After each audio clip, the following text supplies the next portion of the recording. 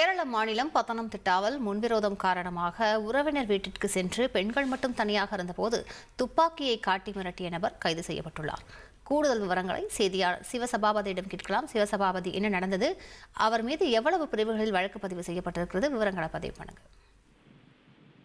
கேரள மாநிலம் பத்தனம்திட்டா மாவட்டத்தைச் சேர்ந்த நண்பன் காட்டை சார்ந்த விக்னேஷ் என்பவர் முன்விரோதம் காரணமாக தனது உறவினர் வீட்டிற்குள் ஏறி ஒரு பைப்பை வச்சுக்கிட்டு அங்க நின்றிருந்த காரினுடைய முன் கண்ணாடியை உடைச்சிருக்காரு. இது மட்டும் இல்லாம வீட்டின் முன்பாக வைத்திருந்த பூந்தொட்டி மற்றும் பொருட்களை உடைச்சிருந்திருக்காரு. இது மட்டும் இல்லாம துப்பாக்கியை காமிச்சு, அதாவது கொலை மிரட்டல் விடுத்து துப்பாக்கி வச்சு உங்களை எல்லாம் சுற்றுவேன் அப்படின்னு சொல்லிட்டு ஒரு அச்சுறுத்தல் ஏற்படுத்தி மிரட்டியிருக்காரு. இதை தொடர்ந்து பாத்தீங்கன்னா பெண்கள் மட்டும் தனியா இருக்கிறதுனால அந்த பெண்களுடைய உறவினர்கள் போலீசார்ட்ட தகவல் கொடுத்து புகார் அளித்ததன் பேர்ல விக்னேஷ் கைது செய்யப்பட்டாரு.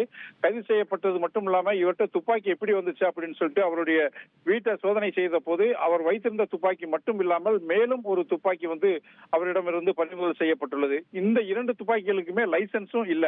இதனால போலீசார் என்ன செஞ்சிருக்காருன்னா, இவர்கிட்ட எப்படி துப்பாக்கி வந்துச்சு அப்படின்னு சொல்லிட்டு அவர்கிட்ட விசாரணை மேற்கொண்ட போது ஹைதராபாத்ல இவர் ஒரு செல்போன் கம்பெனியில ஒர்க் பண்ணதாகவும், அந்த கம்பெனியில இருந்துகிட்டேவும் மற்ற ஒரு இடத்துல ஹைதராபாத்லயும் இந்த 2 துப்பாக்கிகள் வாங்கினதாக தெரிவிச்சிருக்காரு. இந்த துப்பாக்கி எதற்காக வாங்கினது அப்படிங்கிறத விசாரணை மேற்கொண்டுள்ளாங்க.